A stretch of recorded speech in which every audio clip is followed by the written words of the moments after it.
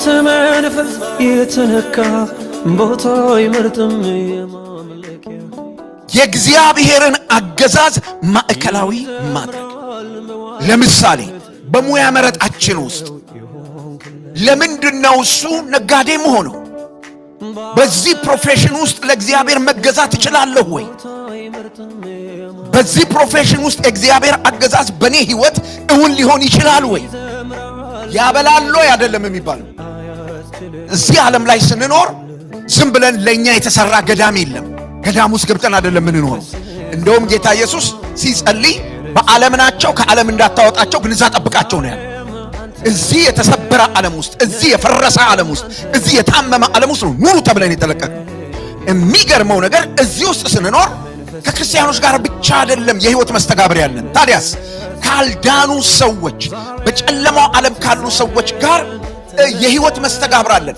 ይሄንን የህይወት መስተጋብር ስናደርግ ወይም ተግባቦት ስናደርግ የእግዚአብሔርን አገዛዝ ቀዳሚ ባደረገ መንገድ። ለምን ይመስላችኋል ሰዎች ሳይፋቱ ተፋተናል ብለው ሌላ ነገር የሚያደርጉት? የተለያየ ነገር የሚያደርጉት አንድ ክፉ ነገር አለ። ያ ክፉ ነገር ምንድነው? እሱ ገንዘብ ይባላል። እግዚአብሔር ከገንዘብ ፍቅር ይጠብቃችሁ። ይደላችሁ አሜን በሉ። አደገኛ ነው። ይውላችሁ አንድ ወንድ ከአንዲት ሴት ጋር ዝሙት ሰርቶ ቢወድቅ ንስሐ ይገባና ይነሳና ይታደስና ከሴቶች እየሸሸ መኖር ይችላል።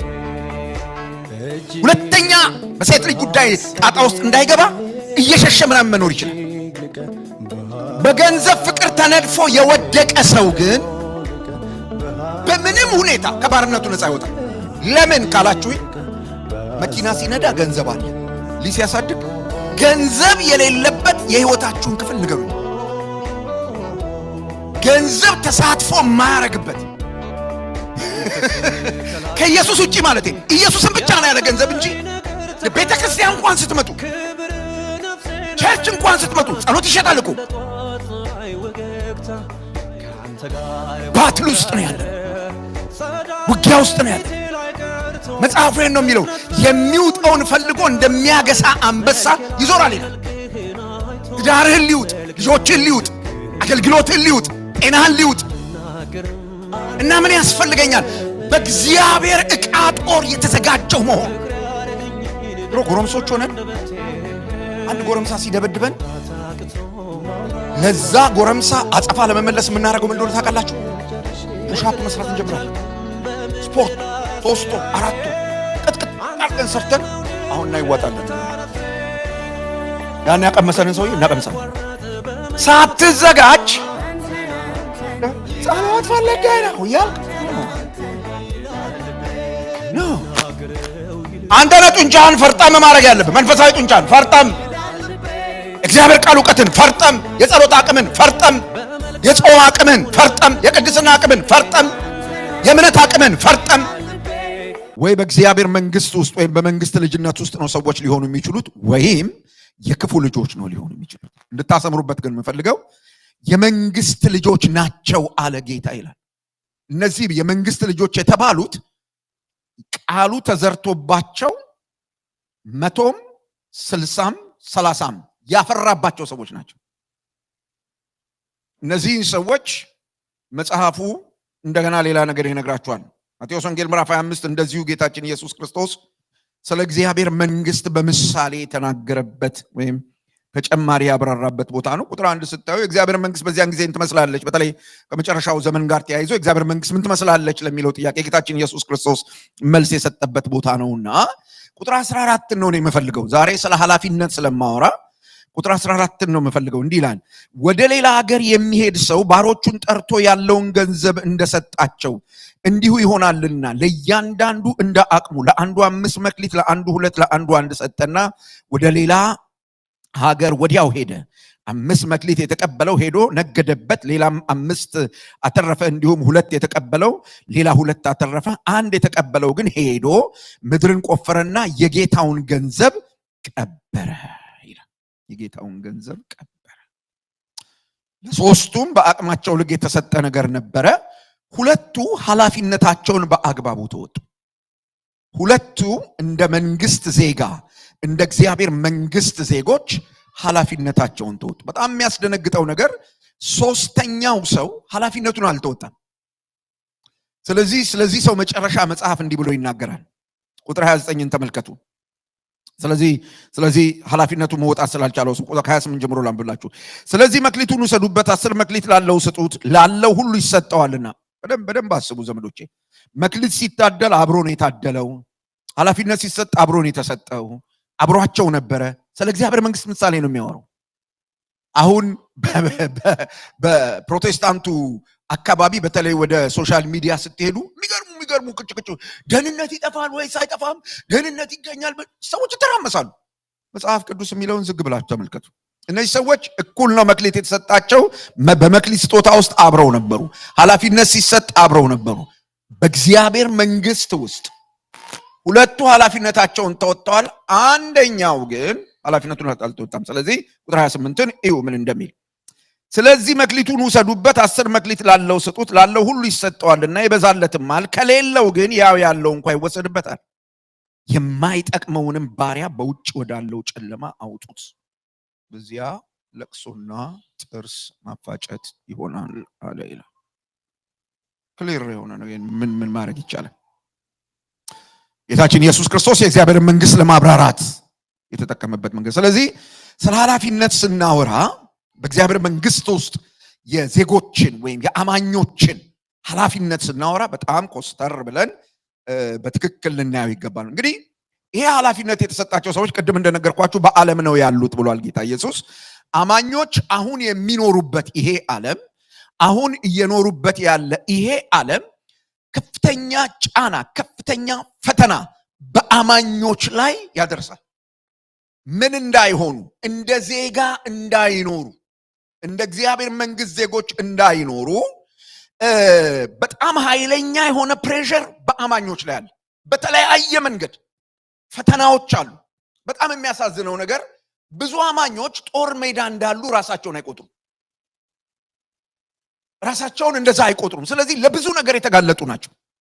ጦርነቱ ውስጥ እንዳሉ፣ ውጊያ ውስጥ እንዳሉ አያስቡ።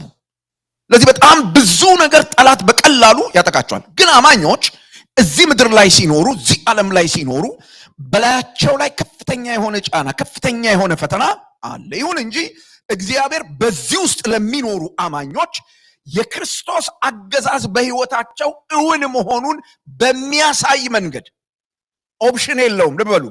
የእግዚአብሔር መንግስት የክርስቶስ አገዛዝ በሕይወታቸው እውን መሆኑን በሚያሳይ መንገድ እየኖሩ ኃላፊነታቸውን እንዲወጡ እግዚአብሔር ለአማኞች ጥሪ ያስተላልፋል። ቤተክርስቲያን ሄዳችሁ የምትሰሙት ነገር ይሄ ነው። ለእግዚአብሔር መኖርን የማታስተምር ቤተክርስቲያን ካለች ጥያቄ ምልክት ውስጥ ነው የምትገባው። ልብ በሉ። እግዚአብሔር ለእናንተ ብቻ ይኖራል የሚል ትምህርት ያላት ቤተክርስቲያን ቆማ ትምህርቷን ማየት አለባት። ቨሪ ሲሪየስ ዛሬ የማነሳላችሁ ነገር የእግዚአብሔር ጥሪ እንደ ዜጋ ኑርልኝ እዚህ ዓለም ላይ አቅም እንደ እግዚአብሔር ያውቃል እያወቀ እንድትኖሩ ፈልጋለሁ፣ ይሄን ኃላፊነት ተወጡ ይላል። ስለዚህ ይሄንን ኃላፊነታችንን ለመወጣት እንድንችል ተግባራዊ የሆኑ ኃላፊነቶቻችንን ለመወጣት የሚያስችሉን ተግባራዊ የሆኑ ልንፈጽማቸው የሚገቡ ነገሮችን ዛሬ ማንሳት እፈልጋለሁኝ።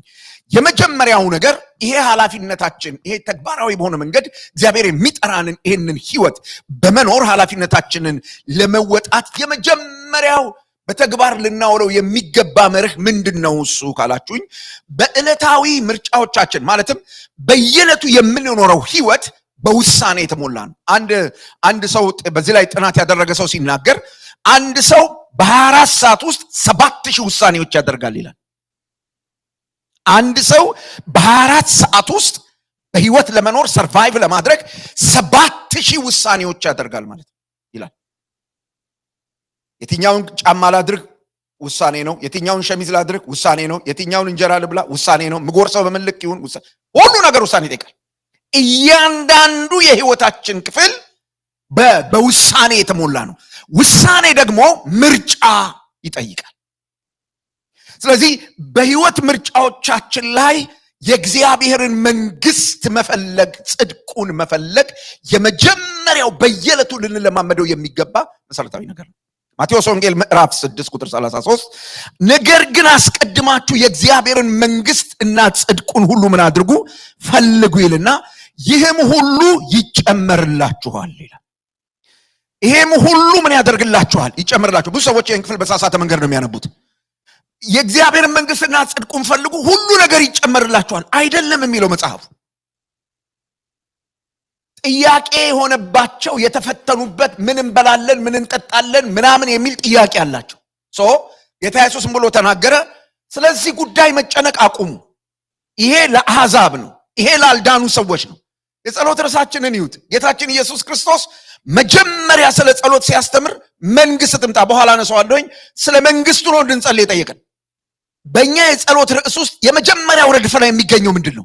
የልጆቼን ነገር አደራ፣ የቢዝነሴን ነገር አደራ፣ የትዳሬን ነገር አደራ፣ መዓት በሙሉ ያሉት ነገሮች ቶታል የእግዚአብሔር መንግስት የረሱ ናቸው። ስለዚህ ጸሎታችን ራሱ በእግዚአብሔር አይን ፊት ምናልባት ህገወጥ እንዳይሆን ስጋት አለኝ። ጌታ ኢየሱስ ይሄ የሚያስጨንቃችሁ ነገር ሁሉ እንደሚያስፈልጋችሁ የሰማይ አባታችሁ ያውቃል። እናንተ ግን እንደ መንግስት ዜጋ ልታረጉት የሚገባ ነገር በዕለት ተዕለት የህይወት ስርዓታችሁ የእግዚአብሔርን መንግስትና ጽድቁን ፈልጉ ወይም አስቀድሙ። እሱን ፕራዮሪታይዝ ማድረግ ምን ማለት ነው? ማለት የእግዚአብሔርን አገዛዝ፣ የእግዚአብሔርን ገዥነት የውሳኔዎቻችን ማዕከል ማድረግ ማለት ነው። በቀን ስንት ውሳኔ እንወስናለን? 7000 ውሳኔ። በእነዚህ ሁሉ ውሳኔዎች ውስጥ የእግዚአብሔርን አገዛዝ ማዕከላዊ ማድረግ፣ የእግዚአብሔርን አገዛዝ ማዕከላዊ ማድረግ። ለምሳሌ በሙያ መረጣችን ውስጥ ለምንድነው እሱ ነጋዴ መሆነው? በዚህ ፕሮፌሽን ውስጥ ለእግዚአብሔር መገዛት እችላለሁ ወይ? በዚህ ፕሮፌሽን ውስጥ የእግዚአብሔር አገዛዝ በእኔ ህይወት እውን ሊሆን ይችላል ወይ? ያበላሎ አይደለም የሚባለው። ስለ ልጆቻችሁም ስታስቡ፣ ልጆቻችሁንም ስለማስተማር ስታስቡ የሚበላበት አትበሏቸው። ልጆቹ ስለሚበላ ነገር እያስተማራችኋቸው ክርስቲያን እንዲሆኑ አትጠብቁ። የሚበላ ነገር ወዳለበት ነው የሚሄዱት። በጣም ሲሪየስ ነገር ነው እየነገርኳቸው ያለው። በምንመርጠው የሥራ የሙያ ምርጫ ውስጥ የእግዚአብሔርን አገዛዝ ቀዳሚ ማድረግ፣ የእግዚአብሔርን አገዛዝ ቀዳሚ ማድረግ። በግንኙነታችን ውስጥ፣ በማህበራዊ ግንኙነታችን ውስጥ እዚህ ዓለም ላይ ስንኖር ዝም ብለን ለኛ የተሰራ ገዳም የለም። ገዳም ውስጥ ገብተን አይደለም የምንኖረው። እንደውም ጌታ ኢየሱስ ሲጸልይ በዓለም ናቸው ከዓለም እንዳታወጣቸው ግን እዛ ጠብቃቸው ነው ያለው። እዚህ የተሰበረ ዓለም ውስጥ፣ እዚህ የፈረሰ ዓለም ውስጥ፣ እዚህ የታመመ ዓለም ውስጥ ነው ኑሩ ተብለን የተለቀቅነው። የሚገርመው ነገር እዚህ ውስጥ ስንኖር ከክርስቲያኖች ጋር ብቻ አይደለም የህይወት መስተጋብር ያለን። ታዲያስ ካልዳኑ ሰዎች፣ በጨለማው ዓለም ካሉ ሰዎች ጋር የህይወት መስተጋብር አለን። ይሄንን የህይወት መስተጋብር ስናደርግ ወይም ተግባቦት ስናደርግ የእግዚአብሔርን አገዛዝ ቀዳሚ ባደረገ መንገድ፣ ዝም ብሎ ሰው ሁሉ የኛ ጓደኛ ሊሆን አይችልም። ዝም ብሎ ሰው ሁሉ የኛ ወዳጅ ሊሆን አይችልም። በደንብ አድርጋችሁ ስሙ። እንትን የደም ንክኪ ስላለን፣ ብለድ ሪሌሽንሺፕ ስላለን ሁሉ ያ ብለድ ሪሌሽንሺፕ ያለው ሰው ሁሉ ከኛ ጋር አብሮ ሊሄድ አይችልም። ለዚህ ነው ጌታችን ኢየሱስ ክርስቶስ ሲናገር እኔ የመጣሁት በምድር ላይ ምን ለማድረግ ነው? ሰይፍ ለመጣል። ከዛ እለያለሁ አለ። ማን ከማን ነው የሚለየው? እናትና ልጅ፣ ቤተሰብ። ምንድነው የሚያለያያቸው? ወይ በእግዚአብሔር መንግስት ውስጥ መሆን ወይ አለመሆን፣ በመንግስቱ መርህ መኖር አለበለዚያ አለመኖር። አንዳንድ ጊዜ ሰዎች ለእናታቸው ለአባታቸው ሲሉ በጣም ትክክል ባልሆነ መንገድ፣ በደንብ አድርጋችሁ ስሙ ይሄንን፣ ከቤተሰቦቻቸው ጋር ይተባበራሉ። አንድ ገጠመኝ ልንገራችሁ። ጌታን ከተቀበልኩ ከብዙ ጊዜ በኋላ አሁን በህይወት የለችም። አንድ አክስታችን ወደ ጠንቋይ ቤት ትሄድ ነበር። እዛ ጠንቋይ ቤት እኔም እናት ነበረች አብራ የምትሄደው፣ እኔም ተወስጄ አውቃለሁ እዛ ቤት። እና ከብዙ ዓመት በኋላ ነው ጌታን ከተቀበልኩ ከብዙ ዓመት በኋላ እኛ ሴትዮ መልእክት ላኩ በአክስታችን በኩል። ምን ብለው ላኩ? እናትየው ተስላ ያልተከፈለ እንደዚህ ነገር አለና ምንጣፍ አለና ይሄ ካልተከፈለ ቤተሰቡ በሙሉ አደጋ ላይ ይወድቃል ተብሎ መልእክት ተላከ። ከዛ ለኔ ተነገረኝ ማለት ነው። ምን እንዳደርግ ምንጣፍ ገዝቼ ወይም እንኩ እኔ አልገዛም እናንተ ግዙና ውሰዱ እንድል ማለት ነው።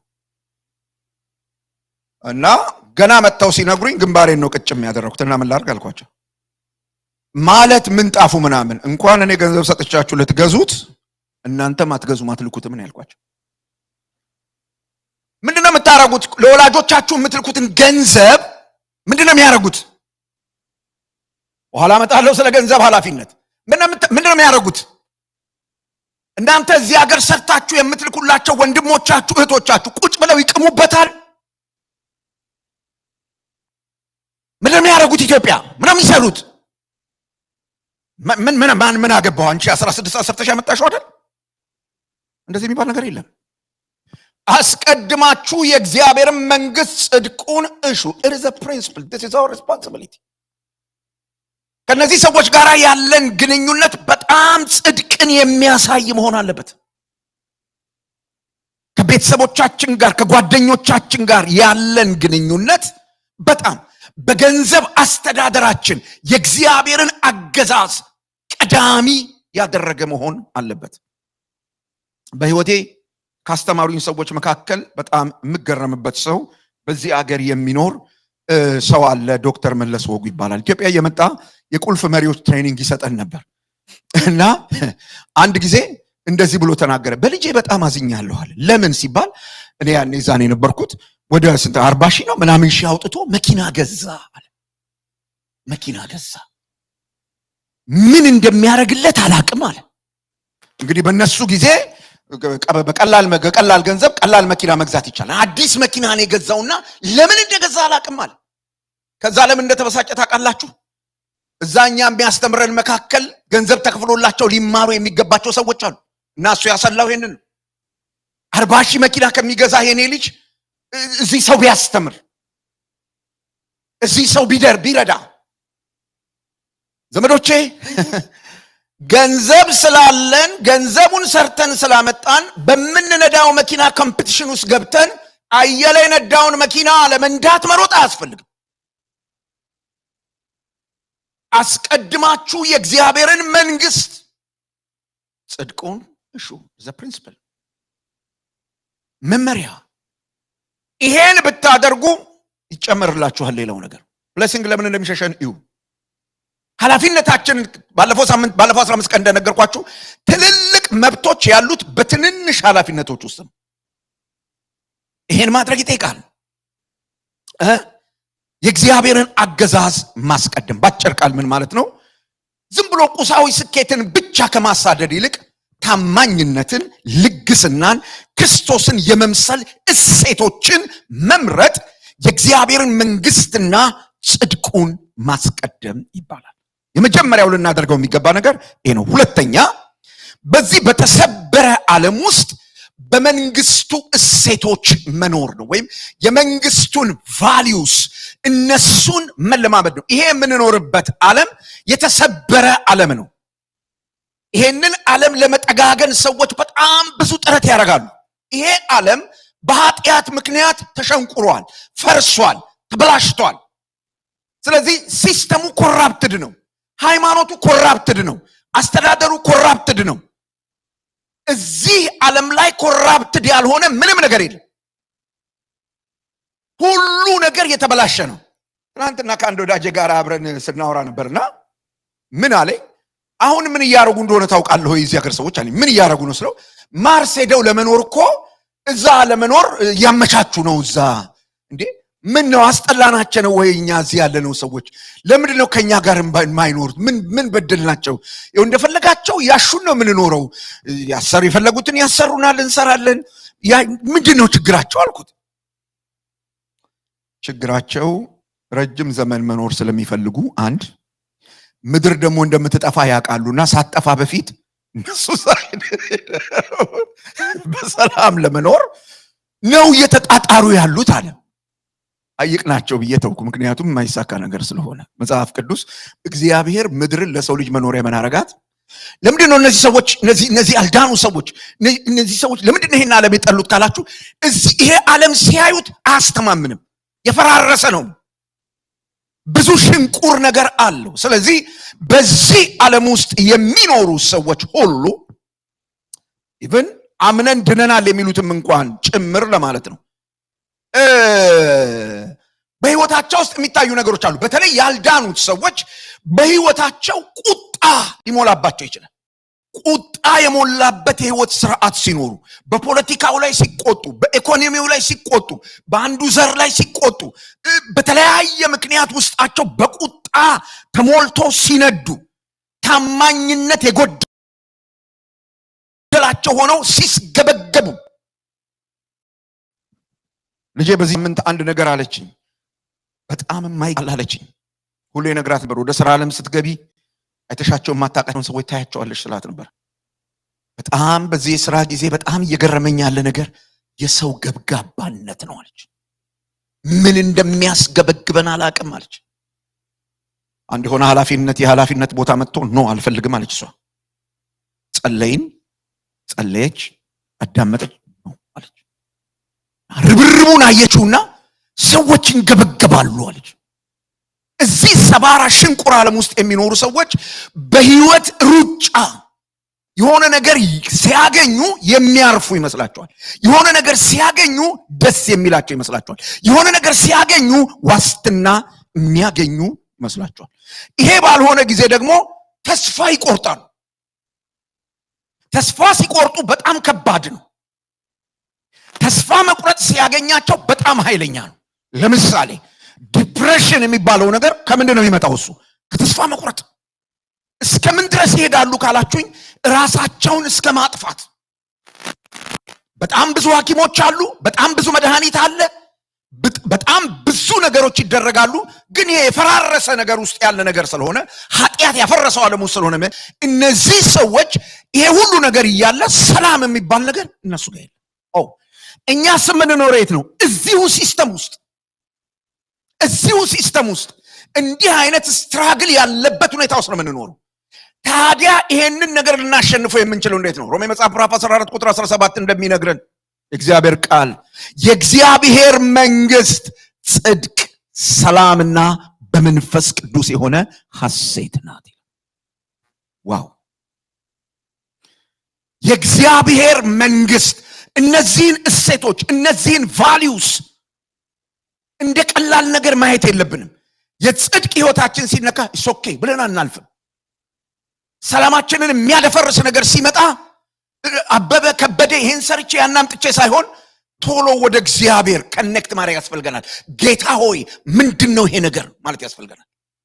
ለምን ይመስላችኋል? እዚህ ሀገር ያለን ሰዎች ጸሎት በጣም ነው የምንቸገረው። ጸሎት አይመጣልንም። ለሁሉ ጉዳይ እግዚአብሔርን መጠየቅ አንፈልግም። ለምን ካላችሁኝ ለሁሉ ነገር መፍትሄ ክሬዲት ካርዳችን ላይ አለ። ኢትዮጵያ በነበርን ጊዜ ግን ዳቦ ለመብላት ተንበርከክ ጸልያለሁ። እኔ እንደሱ ነበርኩ። እናንተን አላውቅም። እናንተ ዲታ ከነበራችሁ አላውቅም። እኔ ግን ተንበርክ ጸልይ ነበር። ዳቦ ብዬ ጸልይ አውቃለሁ። ኮት ብዬ ጸልይ አውቃለሁ። ጫማ ብዬ ጸልይ አውቃለሁ። ለሁሉ ነገር እግዚአብሔርን መጠየቅ መንገድ አልነበረም ወይ? አረ ነበረ። እኔ ለጫማና ለኮት እንዴት ጸልያለሁ ዘመዶቼ፣ ታሪኩ እንዴት ይጸልያል? ምክንያቱም ሙልጭ አልኩ ሌባ እኮ ነኝ። ዘርፎ መኖር እንዴት እንደሚቻል አውቅ ነበር። አጭበርብሮ መኖር እንዴት እንደሚቻል አውቅ ነበር። አሁን ግን አይሆንም። አሁን ለምኜ ነው ማገኘው። አሁን ጠይቄ ነው ማገኘው። አሁን እግዚአብሔር ሲሰጠኝ ነው። ወንድሞችና እህቶች በመንግስቱ የህይወት ስርዓት ውስጥ ያሉትን እነዚህን ቫልዩስ እነዚህን እሴቶች ስለጣልናቸው ነው የጸሎት ጉልበት ያጣ ነው። ለብዙ ሰው ጸሎት ስራ ነው። አሁን በመንፈስ ቅዱስ የሆነ ሐሴት ነው ይላል መጽሐፉ። እንዲህ አይነት ሁኔታ ባለበት ምን ማለት ነው? እሱ የመንግስቱን እሴቶች እየተጠቀሙ ወይም እነሱን በእነሱ በመኖር ኃላፊነትን መወጣት ካላችሁ ሐቀኛ የህይወት ስርዓት መኖር ማለት ነው። ጽድቅ አይደለም የሚባለው። ነጋዴዎች ከሆነን በትክክል መነገድ አንዳንድ ጊዜ አገልጋዮች ሆናችሁ ወደሚነግዱ ሰዎች ጠጋ ስትሉ በጣም ትደነግጣላችሁ። ለዚህ ነው የሚነግዱ ሰዎችን መጠጋት በጣም ነው መፈራቸው። ለምን ካላችሁ እንጣላለን። በጣም ብዙ ነገር ላይ ኮምፕሮማይዝ ያደርጉ ታገኟቸዋላችሁ። በጣም ያሉበት ቦታ በጣም ኃይለኛ ነው። ይሄ የምንኖርበት ሀገር ደግሞ የንግድ ሀገር ነው። ሁሉ ነገር ነው የሚሸጠው። ትምህርቱ ገበያ ነው፣ ሕክምናው ሁሉ ነገር ገበያ ነው። ምን አለ የማይሸጥ? ሰው መሸጥ ብቻ ነው ያቆሙት ሰዎች። ሰውም በዘዴ እየሸጡ እየገዙ ነው ያሉት። ግን ማይሸጥ ነገር የለም። እዚህ ገበያ መር አገር ውስጥ ስትኖሩ፣ እዚህ ይሄ ኑሮ በሙሉ በንግድ በተያዘበት ዓለም ውስጥ ስንኖር በጽድቅ የህይወት ስርዓት መንቀሳቀስ ለምን ይመስላችኋል ሰዎች ሳይፋቱ ተፋተናል ብለው ሌላ ነገር የሚያደርጉት? የተለያየ ነገር የሚያደርጉት አንድ ክፉ ነገር አለ። ያ ክፉ ነገር ምንድነው? እሱ ገንዘብ ይባላል። እግዚአብሔር ከገንዘብ ፍቅር ይጠብቃችሁ። ይደላችሁ አሜን በሉኝ። አደገኛ ነው። ይውላችሁ አንድ ወንድ ከአንዲት ሴት ጋር ዝሙት ሰርቶ ቢወድቅ ንስሐ ይገባና ይነሳና ይታደስና ከሴቶች እየሸሸ መኖር ይችላል።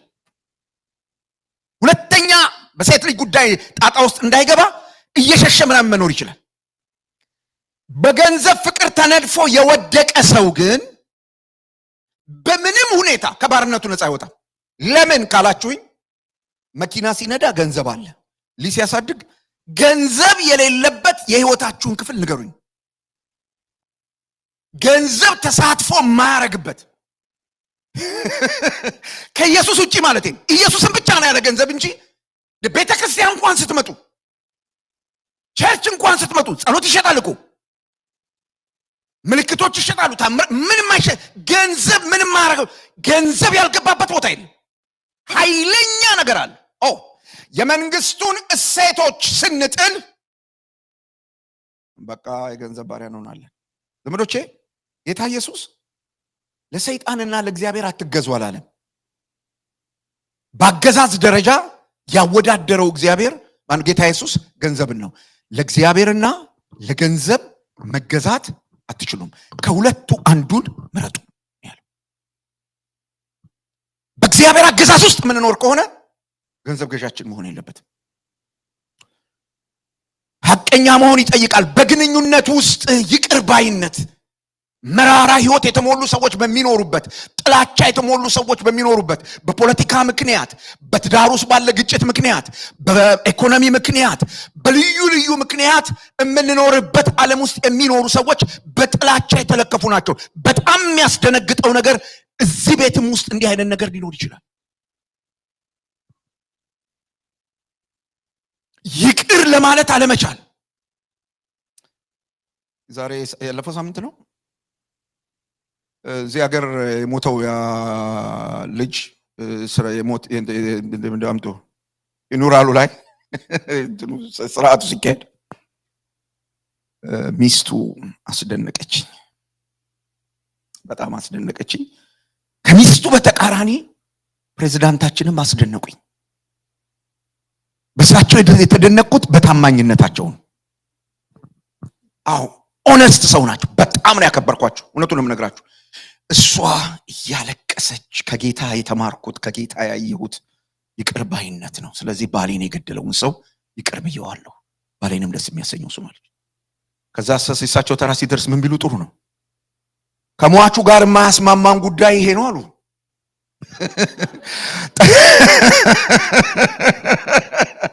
ከሟቹ ጋር የማያግባባን ኦነስት ናቸው። አያችሁ፣ የሆነ ቲያትር አልሰሩ። ጥቅስ ፈልገው ምናምን በፊት ለፊት ጠላቶችን እኔ ጠላቸዋለሁ አሉ። በቃ በጭራሽ ለወደድ እንዲህ አይነት ሰው ይድናል። በቃ ታመዋል፣ ይጸለይላቸዋል። እኛ እኮ በጸሎት እንኳን እንዳንታገዝ በጣም አስቸጋሪ ነገር ነው። ሰው እንዳይመክረን እንዳያድነን እኮ መልአክ እኮ ነው። ገብርኤል ነው ሲያዩን ሰዎች ውስጥ ሲገባ ነው ችግር ያለው፣ ልባችን ጋር ነው ችግር ያለው። እና ሰውየው በአደባባይ ኖ አሉ። ከዚህ ሰው ጋር የሚያለያየን ጉዳይ ይሄ ነው። ይሄ ሁሉ ህዝብ በተከማቸበት ዓለም ሁሉ እየሰማቸው ኖ ይቅር ልወድ አልችልም። በቃ አለቀ። እመኑኝ ጭምብል ለብሰን ቤተክርስቲያን ውስጥ ጥቅስ እየተናገርን ሃሌሉያ ምናምን እያ ከምንለው ሰዎች እግዚአብሔር በእኚህ ሰውዬ ነው ደስ የሚለው። ኦነስት ሰው ናቸው። በሌላ ህይወት ስርዓታቸው አላልኩም፣ ይሄን በማረጋቸው ማለት ነው። ይሄን በማረጋቸው ግን ዓለምን ነው እንድታዩ የፈለኩት። በዚህ ልክ አገር የሚመሩ ሰዎች እንኳን ውስጣቸው ምን አለ? ይቅር አለ ማለት ጥላቻ፣ ምሬት አለ። እዚህ ዓለም ውስጥ ነው የምንኖረው እና ሴቶቻችን ምንድናቸው? እነሱ ሰውን ይቅር ማለት፣ ይቅርታ ይፈታል፣ ሰላም ታገኛላችሁ፣ ነፃ ትወጣል። ይሄን ማድረግ እናንተ ኃላፊነት ነው። ይሄን ሳታደርጉ ቀርታችሁ ልዩ ልዩ ደዌ ቢይዛችሁ እግዚአብሔር ጥያቄ አይደለም። ይቅር አለ ማለት በጣም ብዙ ደዌ እንደሚያመጣ ታውቃላችሁ። በጣም ብዙ ደዌ በሰዎች ላይ ያመጣል ይቅር አለ ማለት። በጣም ኢንሹራንስ የኪኒን ይከፍልላችኋል እንጂ አይፈውሳችሁም። ወንድሞች እናቶች፣ አይሆንም። ስለዚህ ኃላፊነታችሁ በጤና መኖር ትፈልጊያለሽ፣ እፈልጋለሁ፣ ይቅር በል። ይሄ ጥላቻ በሞላበት ዓለም ውስጥ እንደዛች ሴት እምባ የተናነቃት ከጌታዬ የተማርኩት ነገር ይሄ ነው፣ የባሌን ገዳይ ይቅር ብየዋለሁ። ዋው! ምን አይነት ቪክትሪ! ምን አይነት ድል! ጨለማ እንዴት ሊናወጥ እንደሚችል አትጠይቁኝ። ደግሞ ከምሯ ነው ያደረገችው። እየተናነቃት እያለቀሰች ነው ያወጣችው። አንዳንዶቻችን አማካሪ እንኳን እንዳያማክረን በሚስጥር ይዘነው የምንከነከንበት ቂምና ጥላቻ ማለት ነው። ሰው እንዳያውቀው። እመኑኝ፣ እውነት ነው የምነግራችሁ፣ ትታመማላችሁ። ቶሎ ብላችሁ ይቅር በሉ። ትታመማላችሁ። ይቅር ባይ መሆን በፈተና ውስጥ ሰዎች ተስፋ ሲቆርጡ ተስፋ አለ የሚል ሰው መሆን። አትደነግጡም? እኔ እዚህ አገር አሁን ስለ ኢትዮጵያ ከማንም ጴንጤ ጋር ማውራት አልፈልግም። ከማንም ጴንጤ ጋር አይኔ የሚያየው ለውጥ አለ አገሩ ላይ የማየው። ጴንጤ ሁሉ የሚያወራው መዓት ነው። ግድብ አስመረቅን ይባላል። ምን ዋጋ አለው? ታዲያ እዚህ ቲክቶክ ላይ ቁጭ ብሎ ቀኑን ሙሉ ከሚዋሸው ሰውዬ በምንድን ነው የምትለየው? ከማን ተስፋ ያገኙ እነዚህ ሰዎች? አሁን በጣም አስቸጋሪ ነው ታውቃላችሁ። ብዙ ተስፋ የሚያስቆርጡ ነገሮች አሉ። ጴንጤው ማብሮ ተስፋ የሚያስቆርጡ ጀምሯል። በእግዚአብሔር መንግስት ውስጥ ስንኖር ጌታ አለ እንላለን። እግዚአብሔር አለ፣ ለስሙ ክብር ይሁን። ልዩነት የሚመጣው እዚህ ጋር ነው። ይሄ ሁለተኛው ልናደርገው የሚገባ ልንከተለው የሚገባ ነገር ነው ዘመዶች። በጣም ወሳኝ ኃላፊነት። ይሄን ማድረግ እንዲህ አይነት ህይወት ስርዓት መኖር ኃላፊነት። ሶስተኛው ወንጌልን በቃልና በተግባር ማወጅ ነው። ሐዋርያት ሥራ ምዕራፍ 1 ቁጥር 8 ጌታችን ኢየሱስ ክርስቶስ ወደ አባቱ ከመሄዱ በፊት እነ ጴጥሮስ ሰብሰብ ብለው የሚያወራው ነገር ስለ እግዚአብሔር መንግስት ጉዳይ ነበረ ሲነግራቸው የነበረው። የእግዚአብሔር መንግስት ማለት የእስራኤል ጉዳይ መሰላቸው። እሱ የሚያወራው ስለ አባቱ መንግስት ነው። ሐዋርያት ሥራ ምዕራፍ 1 ቁጥር 1 ጀምራችሁ ታንቦ የምታገኙት ለ40 ቀን ለነሱ ብቻ እየታየ በነበረ ጊዜ ያደረገው ነገር ምንድነው ካላችሁ ስለ እግዚአብሔር መንግስት ጉዳይ እየነገራቸው ይላል። ተናግሮ ሲያበቃ ቁጥር 5 ላይ ጥያቄ ጠየቁት። ለእስራኤል መንግስትን የምትመልስበት ጊዜ ደርሷል እንዲህ አሉ። በቃ ከሮማውያን አገዛዝ ከሮማውያን ጭቆና ወጥተን የራሳችን መንግስት አቋቁመን የሆነ ጠቅላይ ሚኒስቴር ኖሮን ኢኮኖሚያችን አድጎ ምናምን የምንኖርበት ጊዜ ደረሰ እንዴ አሉት። አይ አላቸው ጌታ፣ እርሱ የአብ ጉዳይ ነው። በአብ ፕሮግራም ውስጥ ነው ያለው። እሱ የእግዚአብሔር ጉዳይ ነው። እኔ እያወራኋችሁ ያለሁት ይዤው ስለመጣሁት መንግስት ነው። መንፈስ በእናንተ ላይ ይመጣል። ዋው! ይውላችሁ አሁን በቤተ ክርስቲያን መንፈስ ቅዱስ በእርግጥ እየሰራ ነው ወይ ብዬ ጥያቄ የምጠይቀው በዚህ ምክንያት ነው። ቸርች ውስጥ እንዳለ ፖለቲከኛ የት ይገኛል?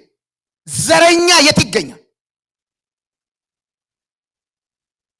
ስለ ዘር ስለ ጎጥ የሚያስብ በጣም ብዙ እኮ ነው ያለው። ስለ እግዚአብሔር መንግስት ነገር ግድ የማይለው፣ ስለ ሰው መዳን የማይገባው፣ ወንጌል በጭራሽ በሱ ዘንድ የሌለ፣ አንዳንዴ ወንጌሉን ወንጀል መፈጸሚያ ሊያደርገው የሚሞክር፣ ለሱ የፖለቲካ አጀንዳ መጠቀሚያ ሊያደርገው የሚሞክር። ጌታ ኢየሱስ እንዲህ አላቸው፣ አሁን አላቸው በእግዚአብሔር መንግስት ውስጥ የወንጌል መልእክተኛ እንድትሆኑ አንድ ነገር ያስፈልጋችኋል። ምን? አብ የሰጠው የተስፋ ቃል ይፈጸማል። መንፈስ ቅዱስ በእናንተ ላይ በወረደ ጊዜ ኃይልን ትቀበላላችሁ። እና ውጤቱ ምን ይሆናል? ኃይል የመቀበላችን ውጤት ምንድነው? እሱ የሚመጣው አውትፑት ምንድነው? እሱ ምስክሮቼ ትሆናላችሁ። የማን ምስክር? የኢየሱስ ምስክር። በዚህ ምድር ላይ እየኖርን ኢየሱስን ማን መሰክር ሰዎች ከሆነ ኑሯችንና ንግግራችን ኢየሱስን ማሳይ ከሆነ ኢየሱስን ማውራት ማንችል ሰዎች ከሆነ ኃላፊነታችንን እየተወጣን እንደ ዜጋ እየኖርን አይደለም። ምስክሮቼ ትሆናላችሁ። ምን ማለት ምስክር መሆን ማለት? በንግግሮቻችን ውስጥ ሁሉ ለሰዎች ኢየሱስን ማካፈል መቻል አለብን። ስለ ብዙ ነገር ከሰዎች ጋር ልናወራ፣ ልንነጋገር፣ ልንጫወት እንችላለን። እዛ ውስጥ ኢየሱስን ጨመር ማድረግ፣ እዛ ውስጥ የጌታን አዳኝነት መጨመር እንጂ ጨርሶ ክርስቲያን መሆናችን እንዳይታወቅ ተጠንቅቀን ሲፖተለክ መፖትለክ በቃ አትለዩትም እኮ በቃ ፖለቲከኛው ተሰብስቦ ሲፖተልክ ጴንጤቆስ ብሎ ፖለቲካውን በቃ ይቀዳል ዝም ብሎ። ኧረ በህግ እዛ ያን መፖልተካ ቁመህ የሚወራ አለ። የትኛውም የፖለቲካ አስተሳሰብ ለሰው ልጅ መፍትሄ አያመጣም። ለሰው ልጅ ብቸኛው መፍትሄ የአብ ልጅ ኢየሱስ ክርስቶስ ብቻ ነው። ካንተ አፍ መሰማት ካለበት መፍትሄ ስለዛኛው ፖለቲካ ትልታኔ መስጠት አይደለም። ስለዛኛው የፖለቲካ ሰውዬ ስለዛኛው እሱን አይደለም። ከአንተ የሚጠበቀው እውነተኛው መፍትሄ የአባቱን መንግስት ከሰማይ ይዞ የመጣው የምህረት ጌታ፣ የደካሞች አሳራፊ፣ ኃጢአተኛውን አጽዳቂ፣ ሃሌሉያ፣ ለሙታን ህይወትን የሚሰጥ ፍትህ የማይጓደልበት የእግዚአብሔር ልጅ ኢየሱስ። በንግግሮቻችን ውስጥ እሱን ማውራት፣ ያኗኗር ዘይቤያችን የእሱን ፍቅር የሚያንጸባርቅ መሆን አለበት። ቅድም እንደነገርኳችሁ ሴት በቃ መስበክ ያለባት እሷ ናት። ምህረት ስታረግ በአደባባይ ስለታየች የምህረት ወንጌል መስበክ ትችላለች። ኑሯችን ኢየሱስን የሚያወራ አንድ አባባል አለ። ከምትናገረው ነገር ይልቅ የምትኖረው ኑሮ በኃይል ስለሚጮህ የምትናገረውን ልሰማ አልችልም ይላሉ ሰዎች። ወንጌል እንዳይሰማ የሚያደርገው ኑሯችን ነው። ምንም በሰይጣን ላይ ማላከክ አያስፈልግም። ወንጌል እንዳይሰማ የሚያደርገው አኗኗራችን ነው። እንደ መንግስት ዜጋ፣ እንደ አንድ የሆነ የተለየ መንግስት ዜጋ ስትኖር ሰዎች መጠየቅ ይጀምራሉ። ወንጌልን ማውራት ምን ማለት ነው ያላችሁኝ እንደሆነ የወንጌልን እውነት ለሰው ሁሉ ማሰራጨት፣ ማካፈል፣ በተገኘው አጋጣሚ ሁሉ ስለ ኢየሱስ አዳኝነት መናገር። ጓደኞቻችንን ልዩ ልዩ ቦታ እንጋብዛለን። መጽሐፍ ቅዱስ ጥናት አለ፣ ናኛ ጋስቲ ዘመጽሐፍ ቅዱስ ስናጠና ብለን ለመጥራት እናፍራለን። ስታርባክስ ትሰዱ፣ ሰው ወደ ባይብል ስተዲ ጥሩ፣ ወንድሞች ወደ ወንድሞች ህብረት ጥሩ፣ ሰዎችን ይምጡ እዛ ይስሙን። ምን እንደምናወራ በምን ጉድ ስንት ትልልቅ እኮ ነው የምናወራው እኛ። ስለ ትውልድ እኮ ነው የምንነጋገረው እኛ ተሰብስበን። እነሱ እንዲህ አይነት ነገር አያውቁም። ጥሯቸው ወደዛ ወደ ቤተክርስቲያን። ናስቲኛ ቤተክርስቲያን ዛሬ ናና ታሪኩ የሚባለው ሰው የሚያወራውን ነገር ሰምተል ጌታን ተቀበላት በሉት። ናና ይው ምን እንደሚመስል ዋው። ሰው እንደዚህ የሚሆነው መቼ ነው ካላችሁ የወንጌል ጉዳይ በህይወቱ ሲገባ። ይሄን የማድረግ ኃላፊነት የእያንዳንዳችን ነው። አብረውን የሚሰሩ ሰዎችን ወንድሞችና እህቶች እውነት እንነጋገር ከተባለ አሁን እዚህ ቤት ስራ የማይሰራ ሰው አለ ከሰው ጋር የማይገናኝ? ስንት ቀን ሰዎች ወደዚህ ቤተክርስቲያን ምክንያት ትሰጡኝ ትችላላችሁ። አይ እንግሊዘኛ ስለማይነገር ያለፈው 15 ቀን እዚህ መድረክ ላይ ጌታን የተቀበለው ነገ ማስተማር ምን ጀምሮ ሰው የእንግሊዘኛ ተናጋሪ ነው። የዛን ቀን ጧት የጸለይኩትን ጸሎት አውቃለሁኝ። እግዚአብሔር ሆይ ነድታ አምጣ ብዬ ነው የጸለይኩት። እና ሰብኬ ስጨርስ እዚህ መጥቶ በእንግሊዝኛ ነው ንስሐ ያስገባ ነው። አምጧቸው፣ እኛ ኢዝና ወዝን አጋጭተን እናሳምናቸው። ብቻ እናንተ አምጧቸው። እናንተ ናችሁ ግራመር የሚያስጨንቃችሁ፣ አክሰንት እኔ ምንም አይጨንቀኝም፣ አምጡልኝ። ነገ እኮ ላስተምረው ነው። ይህን ሰውዬ ቁጭ አድርጌ ነገ ላስተምረው ነው። እኔ ቋንቋ አስተማሪ አይደለም፣ የወንጌል አስተማሪ ነኝ። መንፈስ ቅዱስ ከኔ ጋር ስራውን ይሰራል። እኔ በጣም ሞቲቬት ላደርጋችሁ ፈልጋለሁ። የአክሰንት የምናምን ባሪያ የሆናችሁ ሰዎች ነፃ አውጡና በሉት። እናንተ አፍ ውስጥ መድኃኒት አለ። እናንተ አፍ ውስጥ በእናንተ አፍ የሚነገረው ሰው እናንተን ከሰማ ሰውየው ለዘላለም እኮ ነው የሚድነው። የእግዚአብሔር ስም ለዘላለም ይባረክ። በህይወታችሁ ትልቅ ውለታ ያደረገላችሁ ሰው ማን ነው ታውቃላችሁ? ስለ ኢየሱስ የነገራችሁ ለዘላለም እኮ ነው የዳናችሁት። ያን ሰውዬ ሰምታችሁ በቃ ለቀ። እሱ ይሄን ኃላፊነት መወጣት የእያንዳንዳችን ዳይ ነው። አራተኛው ነገር ምንድነው? እሱ ያለብን ኃላፊነት በዚህ ምድር ስንኖር ሌሎችን መውደድና በተግባር ማገልገል። ሌሎችን መውደድና በተግባር ማገልገል። ቅዱስ ቃሉ ገላትያ መጽሐፍ ምዕራፍ 5 ቁጥር 13 ላይ በፍቅር እርስ በርሳችሁ ምን አድርጉ ይላል? አገልግሉ ይላል። በፍቅር እርስ በርሳችሁ ምን በሉ? አገልግሉ። ተባሉ አይልም እኮ ዘመዶቼ፣ ተባሉ አይደለም፣ አገልግሉ። ክርስቲያኖች መጽሐፉ ይሄን ነው የሚናገረው። ይሄን እንዴት አድርገን ልንፈጽመው እንችላለን? በማህበረሰቡ ውስጥ የማህበረሰቡን አስፈልጎት አጥንተን ያን አስፈልጎት ማቅረብ ስላለን ይሄን የምናደርገው አይደለም። የመንግስት ዜጎች ስለሆን ከዚህ ውጭ መኖር ስለማንችል ለድሆች መዘርጋት፣ ድሆችን መንካት። እዚህ ሀገር ሰው ድሃ ያለ አይመስለውም። በጣም ብዙ ድሃ ነው ያለው። እኔ ወደ አሜሪካን ሀገር ስመጣ የመጀመሪያው አካባቢ ያስደነገጠ ነገር ምንድነው ያላችሁኝ እንደሆነ እዚህ ዲሲ ነው የሚባለው ሰፈር ሰዎች ይዘውኝ ሄደው ሆምለስ ምናምን ሲሉኝ ክው ነው ያልኩት። እኔ እኛ ሰፈር ብቻ እኛ ሀገር ብቻ ነበር ይመስል። አሁን አንስተዋቸው እንደሆነ አላውቅም። ምንድነው እዛ ድልድዩ ስር በላስቲክ እንትን ብሎ የተቀመጡ ሰዎች ምንድነው ምናምን ብዬ ስጠይቅ ሆምለሶች ናቸው አሉ። ይዘው ጎዳና ዳሪ እንደኛ ሰፈር እዚህ እንደኛ ሀገር አለ እንዴ ስል አዋለ። በዚህ አጋጣሚ በዚህ በፌስቡክ ላይ የምትሰሙኝ ሰዎች ካላችሁ አሜሪካ ገነት አይደለም፣ ጎዳና ዳሪ እዚህም አለ፣ ኢትዮጵያም አለ። ምንም ልዩነት የለም። እና እነዚህን ሰዎች ምን እናርጋቸው? እንድረሳቸው። ኒዳቸውን እንድናሟላ ከኛ ይጠበቃል። ስላለን ነው ኖ የህይወት ስርዓታችን ኃላፊነታችን ስለሆነ እነዚህ የኛ ኃላፊነቶች ስለሆኑ ድሆች ሁልጊዜ ከእናንተ ጋር ናቸው አለ ጌታ ኢየሱስ። አይገርማችሁ? ድሆች ሁልጊዜ ከማን ጋር ናቸው? ከእናንተ ጋር ናቸው። ለዚህ አሁን ለእኔ የሚደረገውን ሽቶ አትቃወሙ። ሪሊ የእውነት የመንግስት ዜጎች ሆናችሁ መኖር የምትፈልጉ ከሆነ እግዚአብሔር መንግስት ማሳየት የምትፈልጉ ከሆነ አሁን ለእኔ ስለተሰበረው ያልባስጥሮ ሽቶ ምንም አትጣሉ። በሱ ተሸጦ ኤንጂኦ ቢከፈትበት ምናምን ብላችሁ አትጣሉ። ድሆች ሁልጊዜ ከእናንተ ጋር አሉ። ድሃ እንዳና የሚያደርገን ነገር ምንድን ነው ያላችሁኝ እንደሆነ ራስ ወዳድነት። እኛ ወደ ታች ማየት ብዙ ጊዜ አይመቸንም። ወደ ላይ እነንትና ናቸው የሚታዩን። ይሄ ምንድነው እንትን የሰራው ሰውዬ ማነው ስሙ? ሀብታሙ ሰውዬ አሁን ሰሞኑን የተበለጠው እሱ ሰውዬ ነው የምናየው። እሱ የሚነዳውን መኪና እንዴ ወደ ታች እዚህ ጎዳና ድልድዩ ስር የተኙ በብዙ ነው የምትበልጡት ከነሱ በብዙ። our responsibility መባረክ ከፈለግን አይታል ይሄን መፈጸም በጣም በብቸኝነት ለሚኖሩ ሰዎች ለተገለሉ ሰዎች ርህራሄ ማድረግ። እነዚህ ሰዎች እናገኛቸዋለን መጠለያ ውስጥ። እዚህ ሀገር መንግስት ደስ የሚለው ይሄ ነው። ጎዳና ብቻ እንዲተኙ አይተዋቸው መጠለያ አዘጋጅቶላቸዋል። እዛ መሄድ አለብን። 2026 በዚህ ጉዳይ በጣም ብዙ ስራ እንሰራለን። እግዚአብሔር ይረዳናል። that's our responsibility። ወንጌልን እንነግራቸዋለን። ያለንን ነገር ሼር እናደርጋቸዋለን። መጠለያው ውስጥ መሄድ ይጠይቀናል።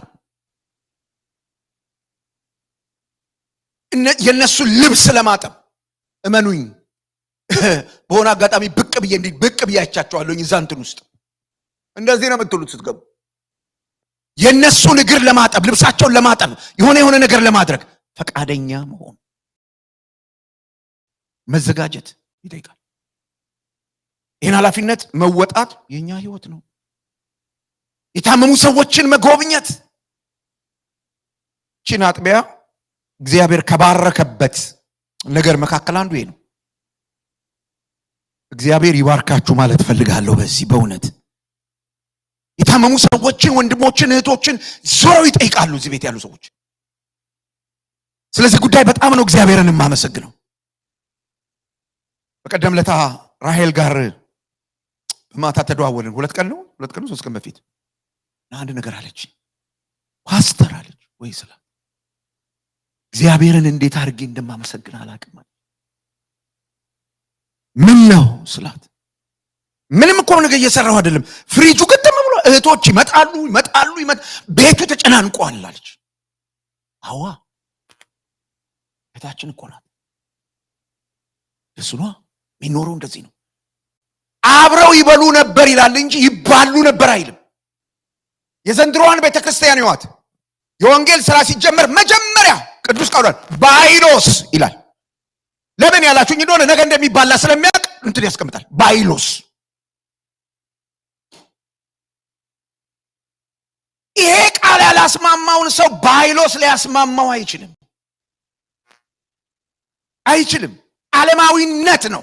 እውነቱን ንገረኝ ካላችሁኝ ባይሎሱን የምንቀርጸው ለምንድን ነው? እዚህ ዓለም ውስጥ ስለሆነ ቤተክርስቲያን ያለችው የዚህ ዓለም ሲስተም ስለሚጠይቀን ለነሱ ነው የምንቀርጸው።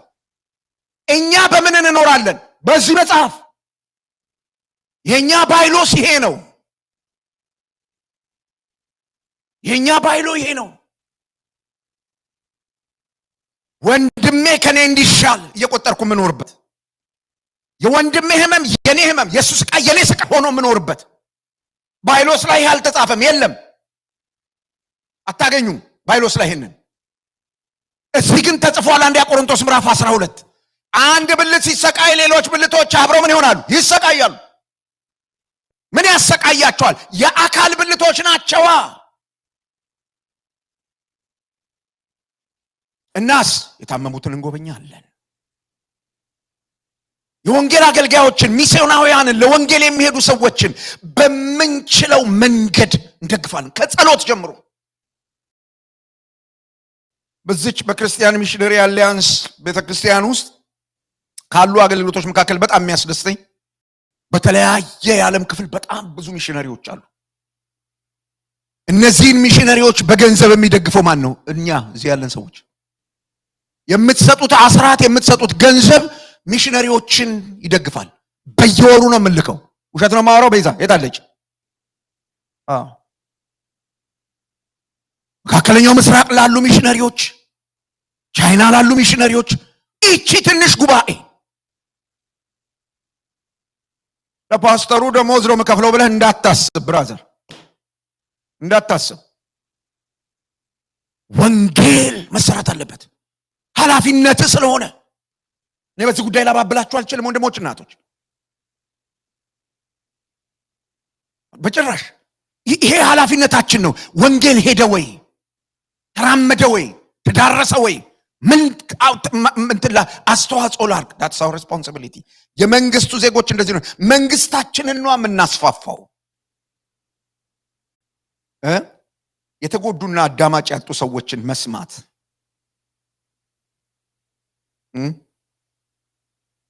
በቅርብ ቀን አንዲት ሴት ወደ እኔ ጋር ደወለች። ሌላ ሀገር ነው የምትኖረው። ምንም አላረኩላትም ዘመዶች። ሶቷን በሙሉ ነገረች። 1 ሰዓት በላይ ይመስለኛል አወራች። በየሰው በቃ አወራች። አታውቀኝም እኮ አይገርማችሁ? በቃ መተንፈሻ ነው የምትፈልገው። ለማን ትንገረው?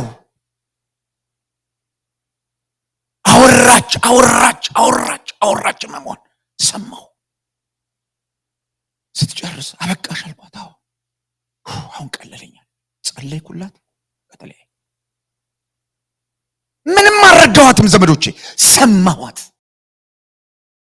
እኔ ውጭ እንድትሄዱ አይደለም፣ እዚህ ቤት መሰማት የሚፈልጉ ሰዎች አሉ። እንድታዳምጧቸው የሚፈልጉ ሰዎች አሉ። እንትና የት ሄደ ብላችሁ እንድትጠይቁ የሚፈልጉ ሰዎች አሉ። የኔ ስራ ብቻ እንደሆነ አታስቡ። አንዳንድ ሰዎች ፓስተሩ አልደወለልኝም፣ እኔ ስንቱን ነገር ላርገው። ተልሚ ወንጌል ስርጭት አስቤ፣ መጽሐፍ ቅዱስን አስቤ፣ ወደ ምትማሩትና እንደዚህ እኮ ሰው ነኝ። ቀልዳላችሁ እንዴ? this is a responsibility።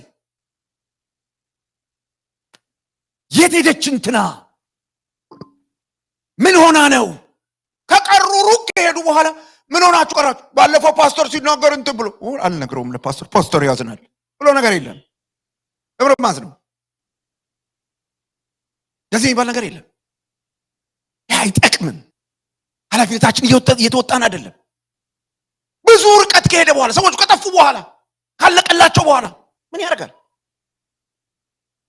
በየቀኑ እህቶቻችንን ማየት አለብን፣ ወንድሞቻችንን ማየት አለብን። ምን ሆነሽ ነው ዛሬ ፊትሽ ወደቅ ብሏል? ምንድን ነው እሱ? በደንብ አድርጋችሁ ስሙኝ።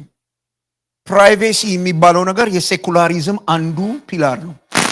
2026 ከኖርን ጌታ ካልመጣ ማክሰኞ ክላስ ላይ በጣም በዝርዝር ነው የምናየው።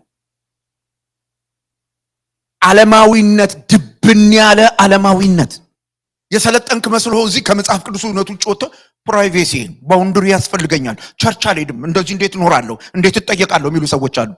እዚህ ቤተሰብ ነህ፣ ስትታመም ስትሞት ዝም ብለን አናይህም፣ ተው እንላለን። እረፍ፣ ይሄ ትክክል አይደለም፣ የእግዚአብሔር ቃል ይሄንን አይልም እንልሃለን፣ እንልሻለን። ለምን? ስለምንወድ እንድጠፋ ስለማንፈልግ። ለሶስተኛ ሰው ሄደን አንናገርም፣ ለአንተ ለራስህ ፕራይቬሲ ምናምን ሲዬ ስለ ፕራይቬት በጣም የደነገጥኩበትን ነገር ነው የምነግራችሁ። ፕራይቬሲ ብሎ የማይናገር ሰው በቤተ ክርስቲያን ውስጥ አታገኙ። እስቲ ስለ ፕራይቬሲ ያስረዳኝ፣ ፍልስፍናው ከየት መጣ፣ ምንድነው እሱ በዛ ውስጥ ያለው ነገር ብትሉት ምንም አይናገርም። ሰው ምንም አይናገርም። እኔ ወንድሞችና እህቶች፣ እኛ በእግዚአብሔር መንግስት ውስጥ እየኖርን በአሜሪካን ሀገር መንግስት ህገ መንግስት ልንኖር አንችልም። እናከብራለን፣ እንጠብቃለን የነሱን ጉዳይ፣ ግን እምቢ የምንልባቸው ጉዳዮች አሉ። የህይወት ጉዳይ ሲመጣ ኖ ነው የምንለው። እነ ጴጥሮስ እንዳሉት በዚህ ስም ሁለተኛ እንዳትናገሩ። እዛ መጡና እሺ ህጉ ጥሩ ነው፣ ግን እናንተን እንታዘዝ ወይስ እግዚአብሔርን? እግዚአብሔርን የምንታዘዝባቸው በርካታ ነጥቦች አሉ። ስለዚህ ይሄን ኃላፊነት መወጣት በጣም ያስፈልገናል ማለት ነው። ሰዎችን መስማት። አጠገባችሁ ላለው ሰው እስቲ ዞር በሉና እግዚአብሔር ይረዳኛል፣ ሰማሃለሁ፣ ካሁን በኋላ በሉት። ሰማሃለሁ፣ ብቸኛ አትሆንም በሉት። ወንድሞችና እህቶች፣ ልጆቻችን እንኳን በር የዘጉት ብቸኞች አድርገናቸው ነው ቤት ውስጥ። በእግዚአብሔር ፊት ንስሐ መግባት ይኖርብናል። በር ዘጋ እንላለን። ጊዜ ሰጥተው ነበር? ጊዜ ሰጥተሽው ነበር? የሚያናግረው ሰው በፈለገ ጊዜ ግራ የገባውን ነገር ታውቃለህ። እሱ ለዚህ ዓለም እንግዳ ነው። አንተ ያለፍክበትን መንገድ ሁሉ አያውቀው። አንተ ወድቀህ ተነስተህ አንተ ጋር ያለ ኤክስፒሪየንስ መዓት ነው፣ መዓት። አንቺ ጋር ያለ ልምድ መዓት ነው። ወድቀሽ ተነስተሽ አዝነሽ ደስ ብሎሽ አግኝተሽ አጥተሽ በብዙ ነገር ውስጥ አልፈሽ ያካበትሽው መዓት ነገር አለ። እኔ አንዳንድ ቀን በጣም እገረማለሁ። ሁለቱን ሴቶች ልጆቿን ቁጭ ታረግና ማሚ እኔን አቮይድ አድርጋኝ ቁጭ ያወራል። አይና ምንድን ነው ላሉ ሂድ ለፍ እሺ ያወራሉ። የሴት ወሬ ነው የሚያወሩት። የሴት ወሬ ከኔ ጋር ሊያወሩ አይችሉም። እኔ ደግሞ በተራዬ ሳወራቸው ስለ ወንድ ነው ማወራቸው። ይሄ በሁለት እግሩ የሚሄድ ፂም ያለው ሰውዬ ተጠንቀቂው ብዬ ነው ማስተምረው ምነግረው። ሃኒ ባኒ ሲልሽ እንዳትሸወጂ ላለው ላትሸወጂ። እኛ ወንዶቹ ሃኒ ባኒ ነው የምናውቀው፣ ተጠንቀቂ ይላል። ቱር ሰርፕራይዝ። ባለፈው ሳምንት ጥያቄ ጠየኳቸው ሁለቱንም። ስለ ባል ነው የጠየኳቸው። አንቺ ባል ለማግባት መስፈርትሽ ምንድነው አልኳት። ትልቋን ነገረችኝ። በጣም ትልቋ ብትነግረኝ ምንም አይገርመኝም። ያስደነገጠኝ የትንሣኤ ነው።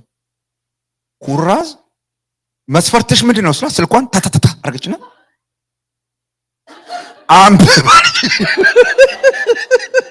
አንብብ አለች። በለው አልኩ። እንዴት ጌታን እንዳመሰግን እንኳን ጠይቁኝ። ስለዚህ ማንም መንገደኛ ልጆችን ጎትቶ እንደማይወስድ እርግጠኛ ሆኛለሁ። ሃኒ ባኒ ብሎ ይዟቸው ሊጠፋ እንደማይችል በደንብ ገብቶኛል። ጊዜ ስጡ ለልጆቻችሁ። እንድትሰሟቸው ይፈልጋሉ፣ እንድታወሯቸው ይፈልጋል። በር ዘጋ። አንተ ዘግተህበት ነው የዘጋው። አንቺ ዘግተሽባት ነው የዘጋችው። አውሯቸው፣ ቁጭ በሉና አትጩሁባቸው። ስለማያውቁት ይሄንን ዓለም ትክክል መስሏቸው ያበላሹት በጣም ብዙ ነገር አለ። ትክክል መስሏቸው እንደ ልክ የሚያወሩት እንደ ልክ የሚቆጥሩት። ዘራፍ አትበል፣ አዳምጥ። እንዲፈሩ አታድርግ። ጓደኞች ይሁኑ፣ ልባቸውን ላንተ ያውጡ። ምን ትሆናለህ ባትቆጣ? ባትጮህ ምን ትሆናለህ? ንገረኝ። ምንድነው የምትሆነው? ምንድነው የምትሆኙ? እሪ ባቲ ምንድነው የምትሆኙ? ልጅሽ ላይ ባትጮህ፣ ዝም ብለሽ ብትሰሚያት፣ አዳምጠሻት፣ ረጋ ብለሽ መፍትሄ ብታሳያ ምንድነው የሚፈጠረው? ጌታ ይገስጽህ፣ ጌታ ይገስጽሽ፣ አንተ እኮ ክርስቲያን ነህ አይባልም። ክርስቲያንማ እንደሆኑ ያውቃሉ። ከአቅማቸው በላይ የሚሰማቸው ሰው ይፈልጋሉ። ወዶቼ በየቤታችን ንስሐ ልንገባባቸው የሚገቡ ብዙ ነገሮች አሉ። this is our responsibility. ይሄን ሳናረግ ወደ ተመላልሰን ልጆቹን ክርስቲያን ለማድረግ መሞከር አይቻልም። በተግባር እንደምንወዳቸው ለምትወዱት ሰው የመጨረሻ የምትሰጡት ትልቁ ስጦታ ጊዜ ነው። ለመስማት ጊዜ በተግባር ይሄ ኃላፊነታችን ነው። አምስተኛው ኃላፊነታችን ስለ እግዚአብሔር መንግስት መጸለይና መማለድ። ጌታ ኢየሱስ ስለ ጸሎት ሲያስተምር መንግስት ትምጣ፣ ፈቃድ በሰማይ እንደሆነች እንዲሁ በምድር ትሁን። ማቴዎስ ወንጌል ምዕራፍ 6 ቁጥር 10። በየዕለቱ የሚጸልይ ሰው ይህን ነገር መጸለይ ያለበት። መንግስት ትምጣ ብሎ መጸለይ ያለበት። it is our responsibility። ጸሎት አስተምረን ሲሉት ኦኬ መጸለይ ትፈልጋላችሁ፣ ስትጸልዩ እንዲህ ብላችሁ ጸልዩ። በሰማይ የምትኖር አባታችን ሆይ ስምህ ይቀደስ፣ እናስ መንግስትህ ትምጣ። ያንተ አገዛዝ፣ ያንተ ፈቃድ በሰማይ ያለው በዚህ ምድር ላይ ይሁን። ምን ማለት ነው ይሄ ማለት ያላችሁኝ እንደሆነ የእግዚአብሔር ፈቃድ በከተማችን ላይ፣ የእግዚአብሔር ፈቃድ በስራ ቦታችን፣ የእግዚአብሔር ፈቃድ በምንኖርበት ማህበረሰብ መካከል እንዲፈጸም መጸለይ ማለት ነው። እንዲፈጸም መጸለይ ማለት ነው። አንዲት ታውቃለሁ፣ ኢትዮጵያ በነበርኩ ጊዜ ሁል ጊዜ ቀድማ ነው የምትገባው መስሪያ ቤቷ። ደግሞ የጽዳት ሰራተኛ ስለሆነች የሁሉም ቁልፍ አላት። በጣም ያስገርመኛል። እሷ ሆኗት የነገረችኝ እያንዳንዱ ሰራተኛ ወንበር ላይ እያጸዳች እጅና ጸለየች።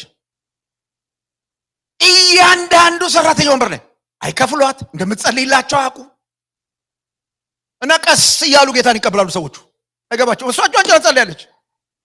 እዚህ ላይ ተቀምጦ የሚውለውን ሰውዬ እያለች። እናንተ ወንድሞችና እህቶች አብረውን ለሚሰሩ ሰዎች በዚህ ልክ የእግዚአብሔር ፈቃድ፣ የእግዚአብሔር አገዛዝ እነሱ ውስጥ እንዲመጣ እንዲያገኛቸው የእግዚአብሔር መንግስት ትምጣ መማለድ፣ መጸለይ። ይሄ ጸሎት ምን ያካትታል? የፖለቲካ መሪዎችንና ባለስልጣናትን። አሁን ፖለቲካ በፖለቲካ ሆኗል ቸርቹ። አንዳንዱ ቲክቶክ ላይ ዩቲዩብ ላይ ወጥቶ ዝም ብሎ ሲናገር ይውላል። መጽሐፍ ግን እንዲህ ይላል፣ ጸጥና ዝግ ብላችሁ መኖር የምትፈልጉ ከሆነ በቲክታክ እና በዩቲዩብ እየወጣችሁ ተሳደቡ ይላል አይደል? ፖለቲከኞችን፣ አገረገዦችን ስደቡ አይልም መጽሐፍ። ልብ አድርጉ። በዚያ ጊዜ ጳውሎስ ለጢሞቴዎስ ሲጽፍ ጸልዩላቸው ያላቸው ሰዎች የሮማ መንግስት ገዢዎች ናቸው።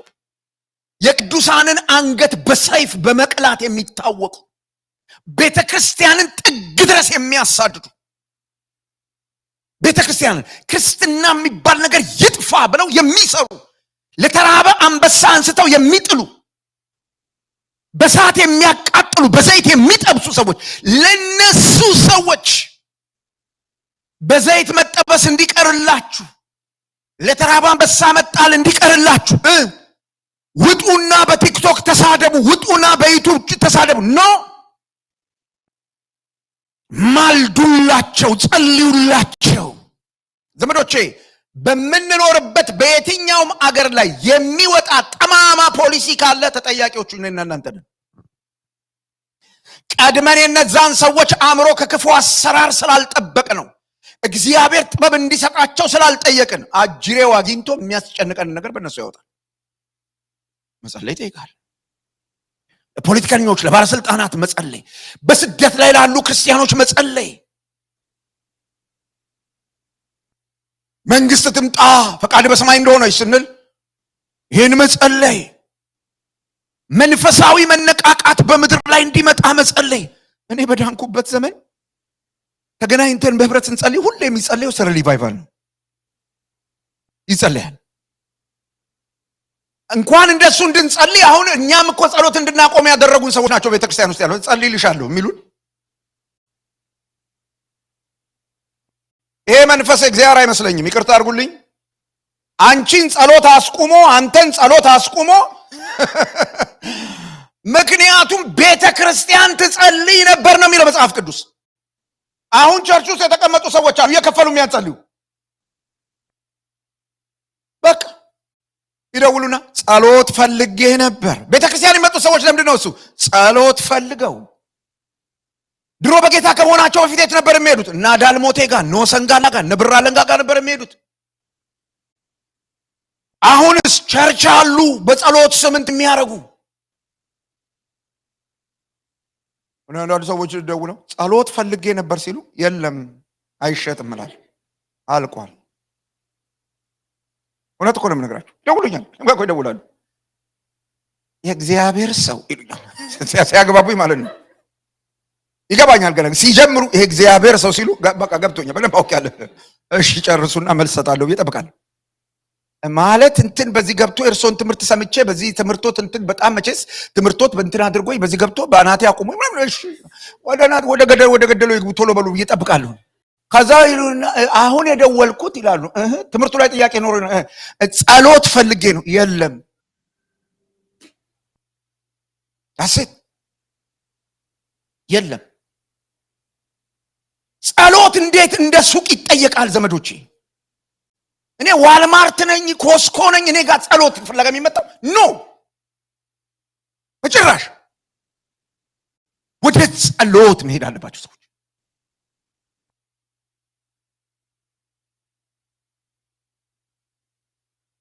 እግዚአብሔር መንፈሳዊ ተሐድሶን እንዲያመጣ፣ ዲፕሬሽኑ ይለቀን፣ የጨለማው ኃይል እንዲመታ፣ ሰዎች እንዲድኑ፣ የእግዚአብሔር መንግስት እንዲሰፋ ስለ ሪቫይቫል የሚጮሁ ሰዎች ያስፈልጋሉ። ስለ መንፈሳዊ መነቃቃት የሚጮሁ ሰዎች this is a responsibility። ሪቫይቫልን እኛ ጎትተን አናመጣውም። ስንጸልይ እግዚአብሔር ያመጣዋል። ሪቫይቫል የጠንካራ ቤተክርስቲያን የጸሎት ውጤት ነው። የጸሎት ውጤት ነው ዘመዶቼ። እቺ የምንኖርባት አገር ከፍተኛ መንፈሳዊ መነቃቃት ያስፈልጋታል። ከፍተኛ ይኸውን የምንሰማው የምናየው ነገር ሁሉ እንዲጠረቅ ካስፈለገ ከሰማይ የእግዚአብሔር እጅ መምጣት አለበት። የአብ ስም ለዘላለም ይቀደስ። ይመጣል። እንዴት ይመጣል? እቺ ቤተክርስቲያን ስትጸልይ፣ እቺ ቤተክርስቲያን ስትጸልይ፣ በዓለም አቀፍ ጉዳዮች ላይ የሚጸልዩ ሰዎችን መቀላቀል፣ ከነሱ ጋር መጸለይ። መንግስት ትምጣ፣ በሰማይ ያለች ፈቃድህ በምድር ትሁን። ይሄ ኃላፊነታችን ነው። እሺ ሌላኛው ኃላፊነታችን ምንድን ነው? በሀብት አስተዳደራችን ታማኝ መጋቢዎች መሆኑ። ቆሮንቶስ ምዕራፍ 4 ቁጥር 12 እንደዚህ ብሎ ይነግረናል። ባላደራዎችም ታማኝ ሆነው መገኘት አለባቸው ይላል። ትዳርሽ፣ ገንዘብሽ፣ ጤንነትሽ፣ ስራሽ፣ እያንዳንዱ ነገር ከእግዚአብሔር የተቀበልነው በአደራ። ባለቤቶች አይደለንም። ባለቤቶች አይደለንም። አንዳንዶቻችን የዚህ ሰውነት ባለቤት እኛ ስለሆንን ጥሬውንም ብስሉንም አስገብተን እንዲታመም እናደርገዋለን።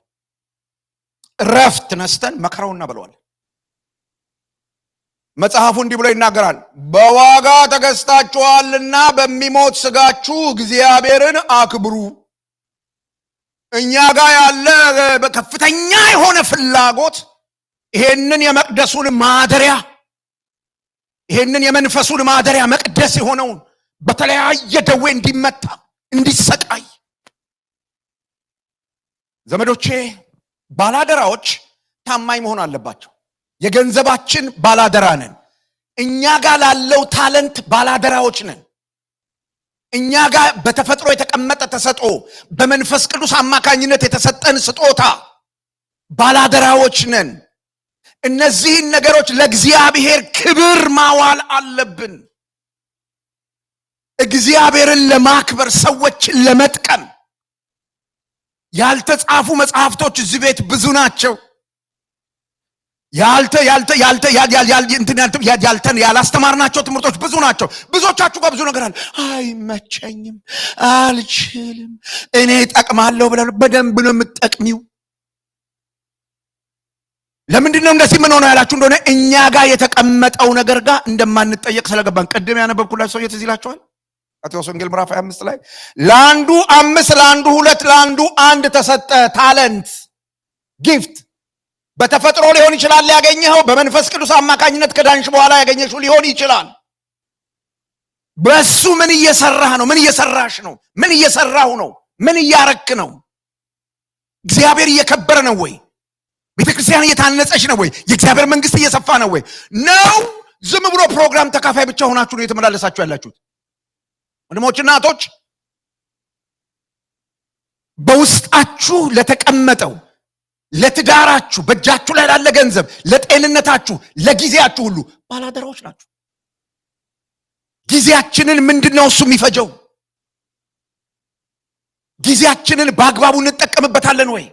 እግዚአብሔርን ለሚያከብር ነገር ጊዜያችንን እናውለዋለን ወይ?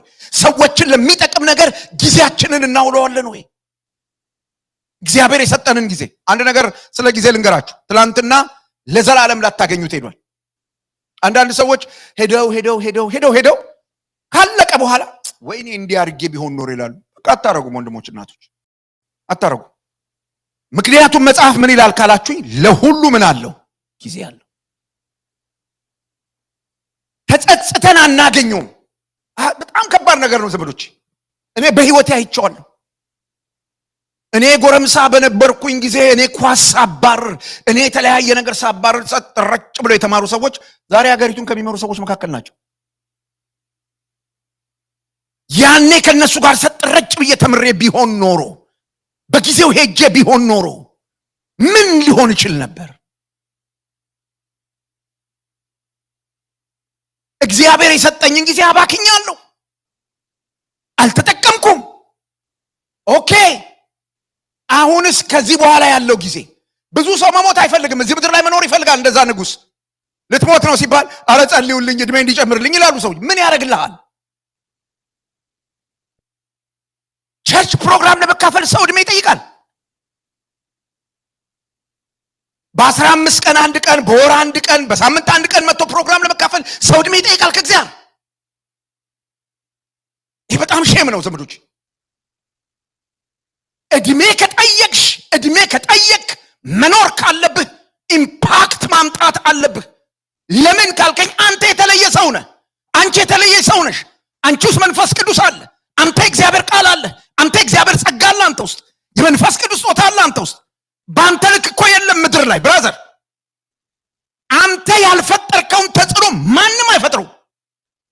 አንተ ግን ከተነሳ ማት ነገር ታደርጋለህ። ለምን ካልከኝ እነዚህ ሁሉ አንተ ውስጥ አሉ። በጣም የሚገርመው ነገር አንተ ስትነሳ እግዚአብሔር ካንተ ጋር መነሳቱ። የአብ ስም ለዘላለም ይባረክ። ዘመዶቼ በአግባቡ የተሰጠንን ነገር መጠቀም መቻል፣ ይሄ የኛ ኃላፊነት ነው። የሀብት አስተዳደር፣ በታማኝነት አስራታችንን መክፈል፣ የመንግስቱን አገልግሎት በሁሉ ነገር መደገፍ፣ ቤተ ክርስቲያንን ለመርዳት ሙያዊ ክህሎታችንን መጠቀም። እዚህ ቤት ውስጥ ያሉ ሰዎችን ሳይ እንዴት አድርገን ነው ሙያቸውን ሐኪም አለ፣ ኮምፒውተር ባለሙያ አለ፣ መዓት ሙያ ያዛችሁ ሰዎች አላችሁ። ምን እያረጋችሁ ነው? ፕሮፌሽናችሁን ለእግዚአብሔር መንግስት ምን እያረጋችሁ ነው? አየ ብቻ በልታችሁበት ነው የምትሞቱት? ጠይቁ። ዛሬ ባላደራ ነህ። የእግዚአብሔር መንግስት የእግዚአብሔር ቃል እውነት እንዲሄድ ምን እያረግን ነው?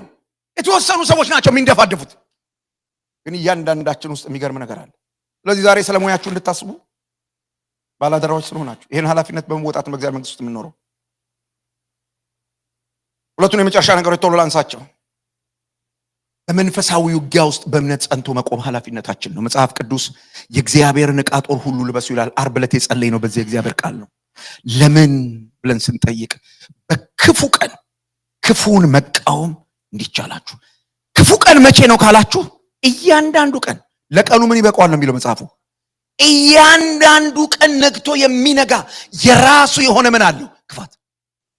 በእያንዳንዱ ቀን ላይ በመንፈሳዊ ውጊያ ውስጥ ነው ያለነው።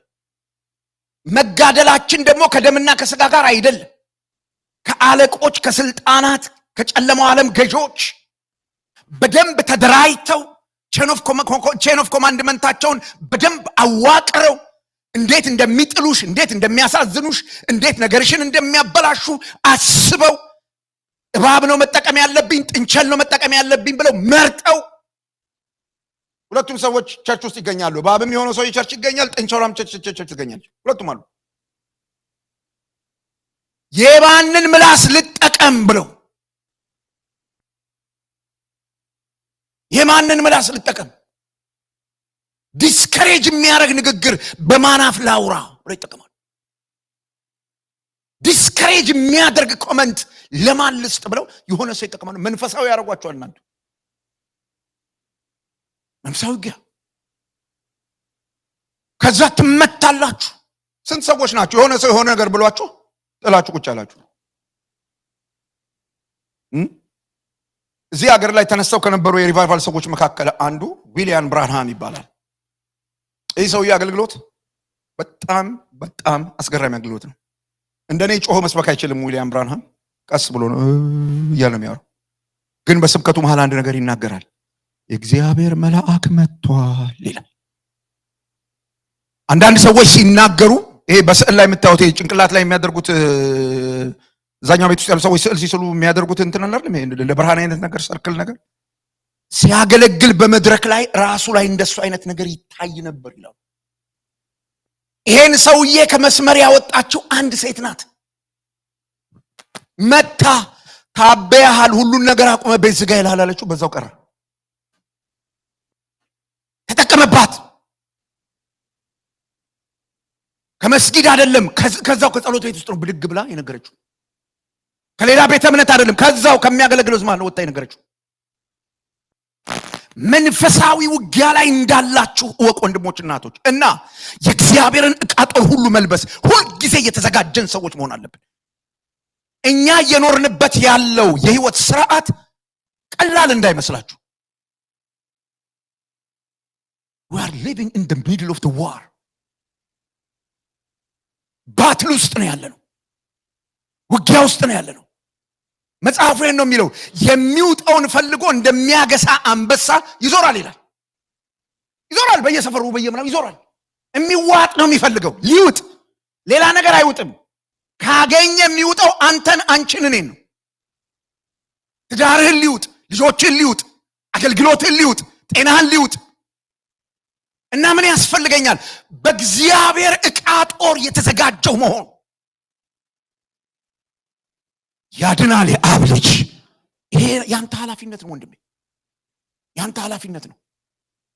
ድሮ ጎረምሶች ሆነን አንድ ጎረምሳ ሲደበድበን ለዛ ጎረምሳ አጸፋ ለመመለስ የምናደርገው ምን እንደሆነ ታውቃላችሁ? ፑሻፕ መስራት እንጀምራለን። ስፖርት 3 ወር 4 ወር ቅጥቅጥ አድርገን ሰርተን አሁን እናይዋጣለን እንላለን። ያን ያቀመሰንን ሰውዬ እናቀምሳለን። ሳትዘጋጅ ጸሎት ፈለገ ነው ያልክ ኖ አንተ ነህ ጡንቻህን ፈርጠም ማድረግ ያለብህ። መንፈሳዊ ጡንቻህን ፈርጠም፣ እግዚአብሔር ቃል እውቀትን ፈርጠም፣ የጸሎት አቅምን ፈርጠም፣ የጾም አቅምን ፈርጠም፣ የቅድስና አቅምን ፈርጠም፣ የእምነት አቅምን ፈርጠም፣ ኮሚትመንትን ለጌታ ያለህን ፈርታ ጠነክሯል። ያኔ ይፈራሃል። የሚንበለበለውን የክፉ ፍላጻ ሁሉ ሲወረውረው ቷ በሆነ ሰውዬ ምላስ ሲወረውርብህ ቷ አልሰማም ትላለህ። አልሰማም። ምክንያቱስ ኢየሱስ እንዲህ ብሎ ነግሮኛል። ምን እንደምትሰሙ ሁሉ አይሰማም እኮ። አጠገባችሁ ላለው ሰው ንገሩኝ፣ ሁሉ አይሰማም በሉና ንገሩኝ። ሁሉ አይሰማም፣ ሁሉ አይሰማም። ስትሰሙ በእግዚአብሔር ቃል ስሙ። that's your responsibility። እኛ ጦረኞች ነን፣ ውጊያ ላይ ነው ያለነው። ቤተሰቦቻችን እንዲድኑ፣ ጓደኞቻችን እንዲድኑ፣ የእግዚአብሔር መንግስት እንዲሰፋ። that's why እዚህ እየኖርን ያለነው። አየበልተን ልንሞት አይደለም እዚህ እየኖርን ያለነው። እግዚአብሔር ያመነን ሰዎች ነን። እንደራሴዎቹ ነን። መጽሐፍ ቅዱስ እንዲህ ብሎ ይናገራል። የክርስቶስ ኢየሱስ ምኖች ናችሁ ይላል። ወይም የእግዚአብሔር የጌታ ኢየሱስ ክርስቶስ አምባሳደሮች ናችሁ። ሁለተኛ ቆሮንቶስ ምዕራፍ 5 ቁጥር 20 ምን የምናደርግ ከእግዚአብሔር ጋር ታረቁ ብለን የምንማልድ። ታውቃላችሁ አምባሳደር ለራሱ አይደለም የሚኖረው፣ ወክሎት ለመጣው መንግስት ነው የሚኖረው። ወክሎት ለመጣው መንግስት ያ አምኖ ስልጣን ሰጥቶ የላከውን መንግስት ወክሎ ነው የሚኖረው። እያንዳንዱ የሚሰራውን ስራ ከሚኖርበት አገር ጥቅም አንጻር አይደለም የሚሰራው፣ ወክሎት ከመጣው መንግስት አንጻር ነው የሚሰራው። በዚህ ልክ ጦረኞች ነን። እኛ የምንወክለው መንግስት አለ፣ የእግዚአብሔር መንግስት። የመጨረሻውን ነገር ከመናገር በፊት እንዲበሉና ተናገሩ። እኔ በሉ ባካችሁ። በዚህ ምድር ላይ አልሰማኋችሁም? በዚህ ምድር ላይ ስኖር የእግዚአብሔርን መንግስት እወክላለሁ። እስቲ በደንብ ጨከን ብላችሁ ከኔ ጋር ተናገሩ። እኔ በሉ እስቲ በዚህ ምድር ላይ ስኖር የእግዚአብሔርን መንግስት እወክላለሁ። እኛ ዝም ብለን ሰዎች አይደለንም። ምንኖርለት መንግስት አለ። የመጨረሻው ነጥብ ይሄ ነው። ያለብን ኃላፊነት የጌታን መምጣት በተስፋና በጉጉት እየጠበቅን መኖር። ንጉሱ ይመጣል። ኦ ሃሌሉያ! የረፍታችን ቀን መቼ ነው ካላችሁ ንጉሱ ሲመጣ። ቲቶ መጽሐፍ ምዕራፍ 2 ቁጥር 3 ቁጥር 13 ብሎ ይናገራል። የተባረከውን ተስፋችንን ይላል። ምንድነው እሱ የተባረከው ተስፋችን? ከዛሬ 2000 ዓመት በፊት ዓለምን ሁሉ ለማዳን እርቃኑን በመስቀል የተንጠለጠለው፣ በሮማውያን የጭካኔ ጅራፍ የተተለተለው፣ የሾህ አክሊል የጫነው ያ የእግዚአብሔር ልጅ ኢየሱስ የሞተው የተቀበረው፣ በሶስተኛው ቀን ከሙታን የተነሳው፣ የጨለማ ኃይላት ሁሉ እያዩት ወደ አባቱ ቀኝ የሄደው፣ ከመሄዱ በፊት እንዲህ ብሎ የነገረን ስፍራን አዘጋጅላችሁ ዘንድ እሄዳለሁ፣ ከዚያስ ተመልሼ እመጣና እኔ ባለሁበት እንድትሆኑ ወስዳችኋል። ያድናል ኢየሱስ። ዋው! እኛ ተስፋ ያለን ሰዎች ነን። መዘጋጀት ዝግጅት ያንተ ኃላፊነት ነው። ዝግጅት የኔ ኃላፊነት ነው። ዝግጅት ያንቺ ኃላፊነት ነው። እቴ ምን ማለት ነው እየተዘጋጁ መኖር ማለት ካላችሁኝ፣ ኑሯችንን ምድራዊ ግቦቻችን ላይ ብቻ አተኩረን እሱ ላይ ብቻ አተኩረን ከመኖር ወጥተን እዚህ ምድር የሚያስፈልገንን ኃላፊነቶቻችንን መወጣት አለብን። አዎ አለብን። ግን ዋናው ጉዳይ እሱ አይደለም። ዋናው ነገር እሱ አይደለም።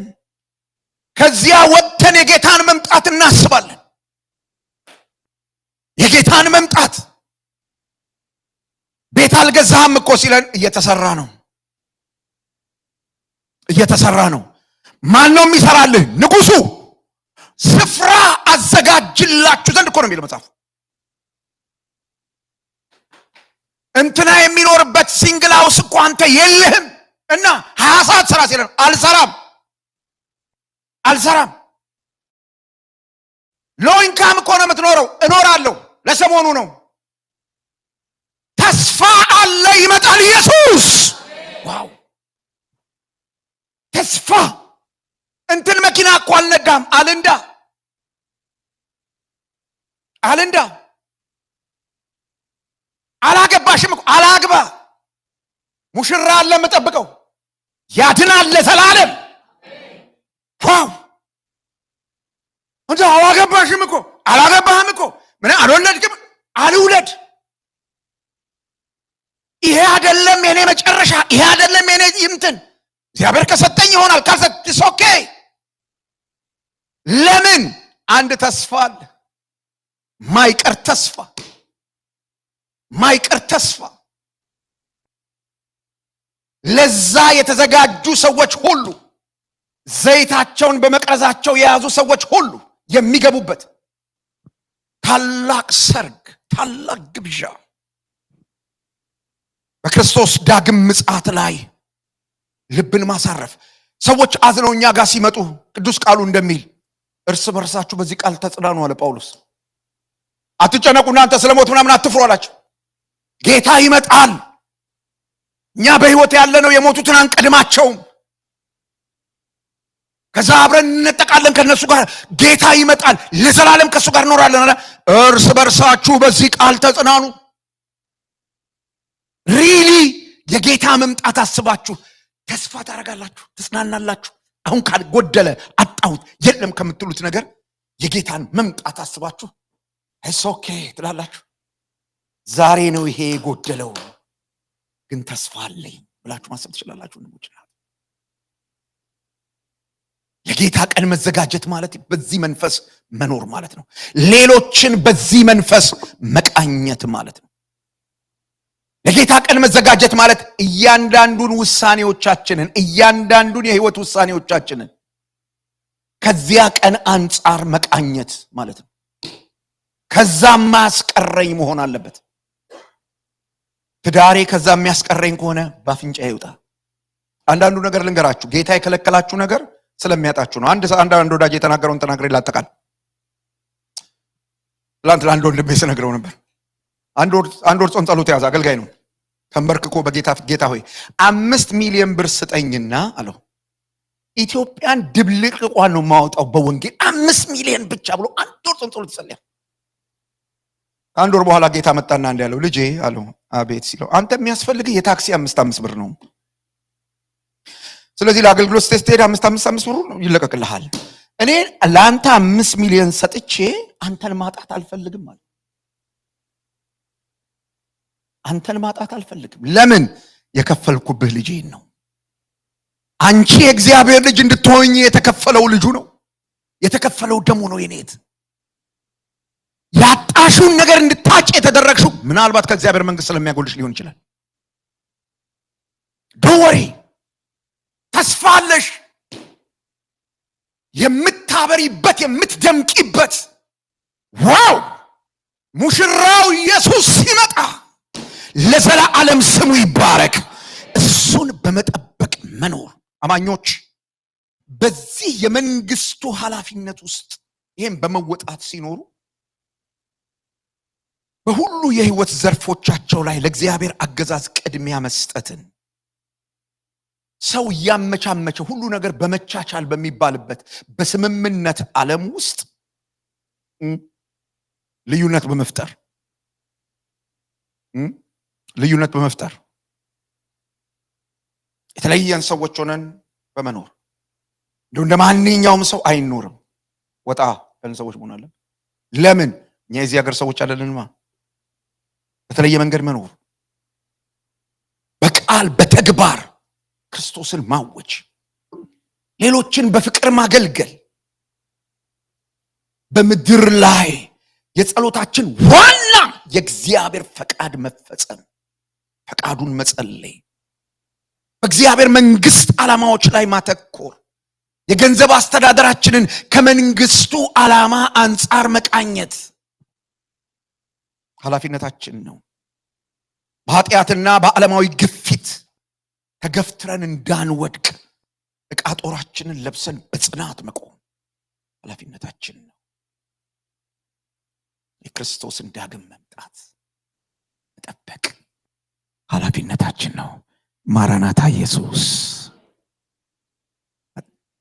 በጣም ይገርማል። ኢየሱስ ይመጣል ብዬ እየተናገሩ ሰው ሁሉ ፊት እንደዚህ እንዲያዘለው ኢየሱስ ይመጣል።